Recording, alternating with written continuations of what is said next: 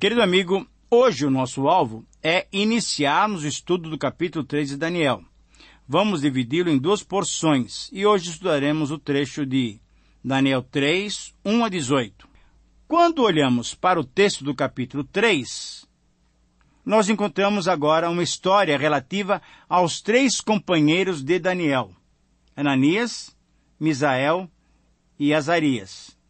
Eles foram designados superintendentes sobre os negócios do reino, um tipo de secretaria de Estado, enquanto Daniel ficava junto ao rei, na própria corte, para servi-lo mais diretamente. Esses três amigos de Daniel, tomaram esses nomes, assim como Daniel também. Era costume dos povos conquistadores dar nomes nacionais aos escravos, àqueles que eles tinham derrotados. Para quê? Para que eles esquecessem completamente a sua origem e para que eles se aculturassem à cultura babilônica. Beltesazar foi o nome dado a Daniel. Ananias virou Sadraque. Misael tornou-se Mesaque. E Azarias ficou conhecido como Abednego. Eram nomes caldeus, babilônicos, de difícil etimologia, de difícil compreensão, mas certamente eram nomes reverenciando alguma divindade ou poder da mitologia babilônica.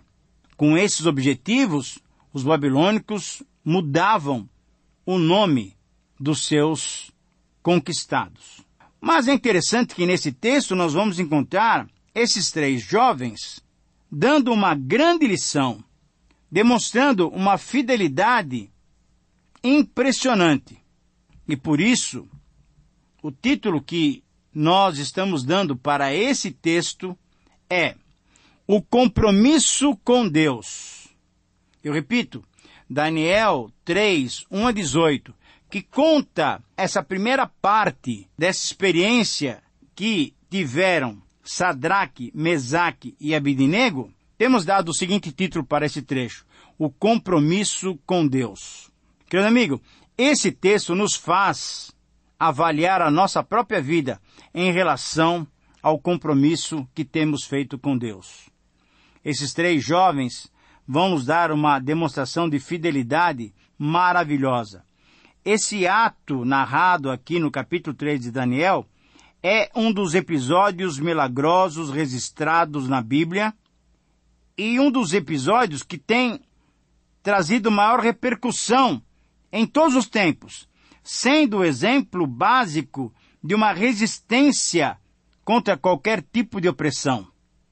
No período interbíblico, quando as revoltas se sucediam em Jerusalém contra o poder dominante dos gregos e depois dos romanos, os nomes desses três jovens inspiraram muitos judeus a se manterem firmes na religião judaica ainda, baseada na lei, contra as investidas dos conquistadores do reino de Judá.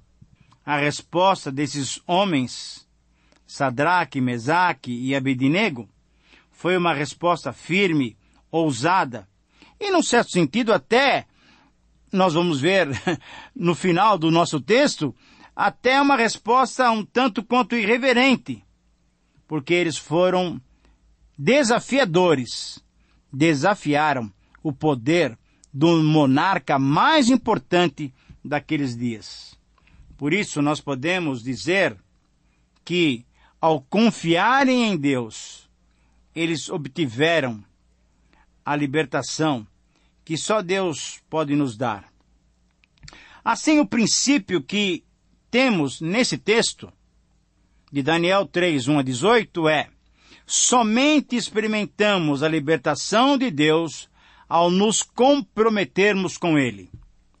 Eu repito, esse é o princípio, esse é o desafio, essa é a proposta do texto para nós. Somente experimentamos a libertação de Deus ao nos comprometermos com Ele. E aí vale mais uma vez uma pergunta: qual tem sido o seu compromisso com Deus. Essa, querido amigo, é uma grande oportunidade que Deus está nos concedendo para avaliarmos o compromisso que temos feito com Ele. E nesse texto, então, nós vamos encontrar 5 expressões do compromisso com Deus. 5 expressões do compromisso com Deus. A primeira expressão desse compromisso com Deus se percebe nas circunstâncias a que somos submetidos. Eu e você somos submetidos a cada momento a situações em que nós temos que expressar o nosso compromisso com Deus. 3 afirmações para esses 3 primeiros versículos. As circunstâncias podem nos fazer enfrentar grandiosos desafios. Versículo 1. As circunstâncias podem nos colocar sob as ordens daqueles que não temem a Deus. Versículo 2. E as circunstâncias podem nos tentar para agirmos como agem os demais que não temem a Deus. Versículo 3. Querido amigo, aqui estamos numa situação bem delicada, porque nós somos submetidos a essas circunstâncias. Frequentemente consideramos as histórias da Bíblia como interessantes, porém não relevantes para a nossa situação. Se pudermos imaginar que as personagens envolvidas foram pessoas como nós, com emoções, com tentações semelhantes, somente então conseguiremos entender e perceber a relevância do ensino bíblico, das histórias bíblicas para os nossos dias. E essa é uma história tão necessária para a nossa geração, porque a fé desses homens, desses jovens, foi extremamente desafiada. Contudo, eles tinham uma coragem inabalável. Eles tinham seus valores corretos. Eles sabiam para quem estavam vivendo e pelo que eles morreriam.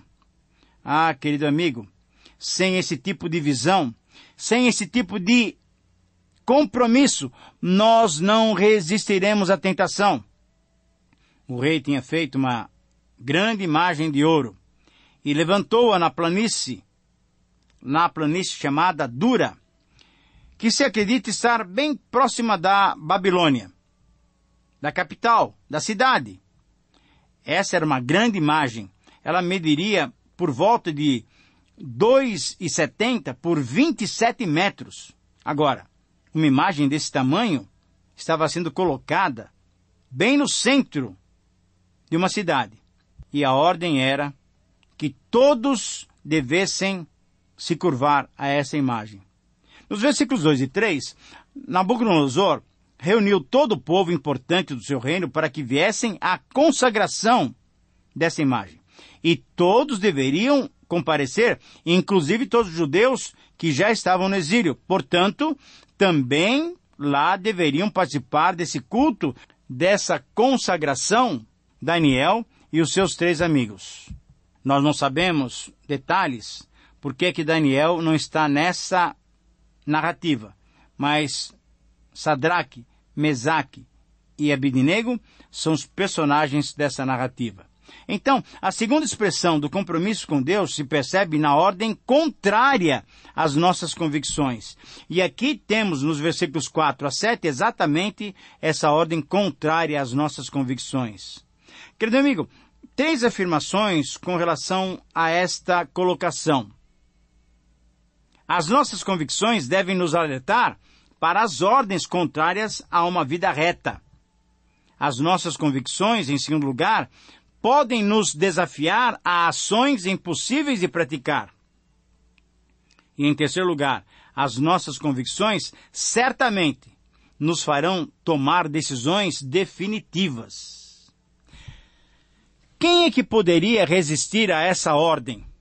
O próprio Nabucodonosor era um poderoso monarca e um general tremendamente bem-sucedido.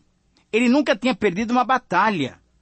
Agora, fazendo um parêntese dos nossos comentários, é interessante que quando Deus eleva alguém, Ele eleva mesmo. Nabucodonosor tinha sido trazido ao topo do poder mundial pela mão de Deus. Ele era apenas um servo, um instrumento nas mãos de Deus. Todo o seu poder tinha vindo de Deus. Muito bem, fechamos o parênteses e podemos dizer que ele reinou durante 40 anos sobre a Babilônia. E a sua astúcia, a sua sagacidade foram brilhantemente registradas pela história. Além disso, a importância dessa imagem foi mostrada pelo fato de ela ter sido feita de ouro. Ora, era uma demonstração de que ele honrava ao seu Deus. E ele buscava agora um reino unido para adorar esse ídolo gigantesco cada vez que se ouvisse o som de determinada música. No versículo 6, ele diz então que se não houvesse adoração a essa imagem, haveria uma fornalha ardente. Não somente a ordem do rei era irresistível em si, mas a ameaça de morte numa fornalha, com certeza causava intimidade. Era uma intimidação da parte do rei para quem quer que seja. E, na verdade, é duro de argumentar com uma pessoa que pode nos colocar numa fornalha ardente. A pressão da multidão foi grande. A pressão dos iguais era uma das maiores tentações. Se todos estão fazendo alguma coisa, poucas pessoas têm força para fazerem algo diferente. A sociedade é um monstro. A moda é cruelmente coercitiva. Ela ordena: faze o que os outros fazem. Isto é, vista o que está na moda, beba o que está na moda, fale da mesma maneira que todo mundo fale. E assim também deve ter sido na Babilônia. Ao som de uma música, as multidões deveriam se prostrar para adorar. Então, chegamos nos versos 8 a 12 e encontramos uma terceira expressão do nosso compromisso com Deus. Esse compromisso com Deus se percebe quando os adversários desejam o nosso mal. Essa é a situação que nós, cristãos, enfrentamos. Essa é a situação de que todos que temem a Deus enfrentam. Os nossos adversários não perdem tempo em nos acusarem. Os nossos adversários forçam para que não escapemos dos seus ardis. E, na verdade, os nossos adversários nos acusam indevidamente diante das autoridades. Versículos 8 a 10, 11 e 12. Nesses versículos nós temos uma declaração de fé desses três jovens. Certos caldeus levantaram então acusação contra eles. Os caldeus tinham uma posição proeminente na sociedade babilônica. Assim, quando acusaram os judeus, isso foi feito sem dúvida para parecer um serviço patriótico, quando na verdade essa acusação foi instigada pelos ciúmes e pela inveja. Você que está me ouvindo, não tem sentido de vez em quando na sua vida, por parte de pessoas que não temem a Deus, algum ciúme, alguma inveja? Essa é a nossa situação.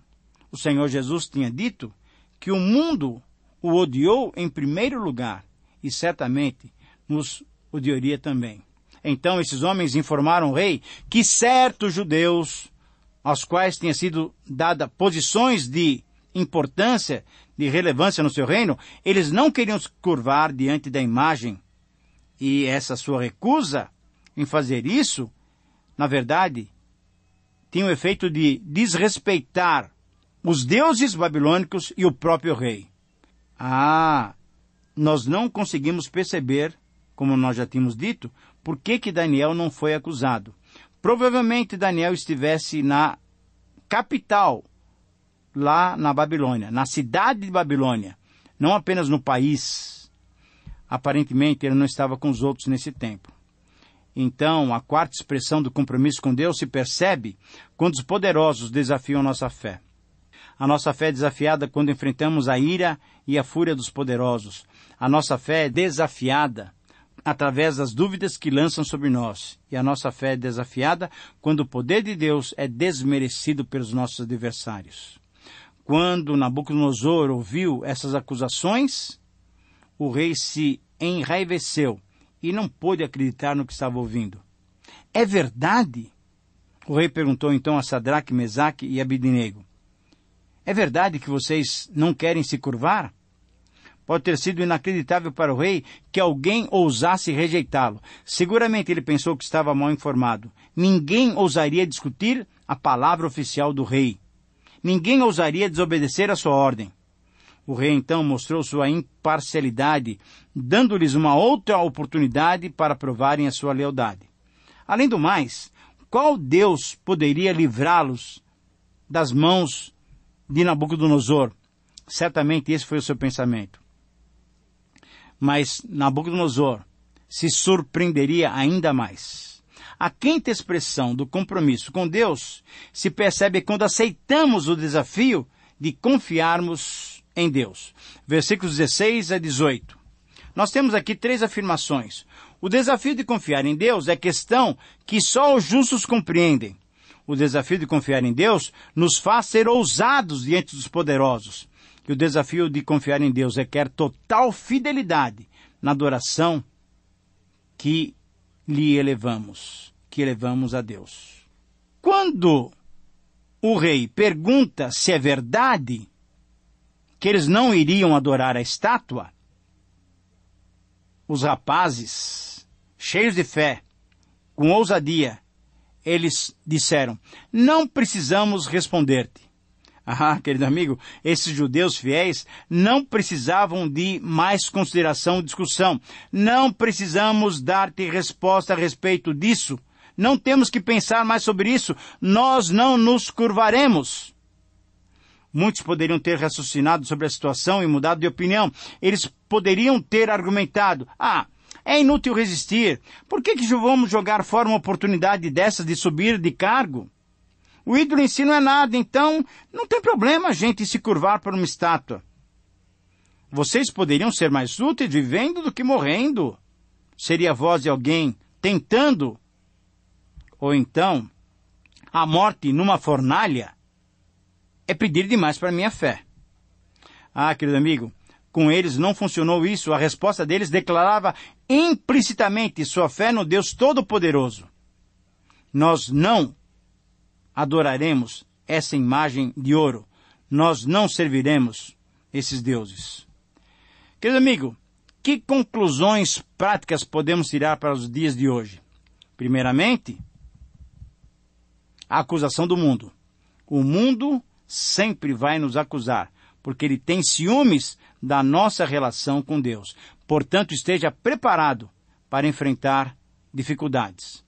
Segunda aplicação: Deus defenderá o seu povo durante as questões sobre a nossa fé. Esses 3 hebreus estavam no meio de um conflito entre deuses do paganismo e o verdadeiro Senhor do céu e da terra. Devemos tomar coragem e ficar do lado daquele que é o único Deus eterno. E em terceiro lugar, nós não adoraremos, nós não serviremos. Essa é a aplicação final do nosso compromisso com Deus. Querido amigo, eu espero que você nunca se dobre aos ídolos que o mundo nos oferece. Que possamos somente adorar o nosso Deus. Um grande abraço e até o próximo programa.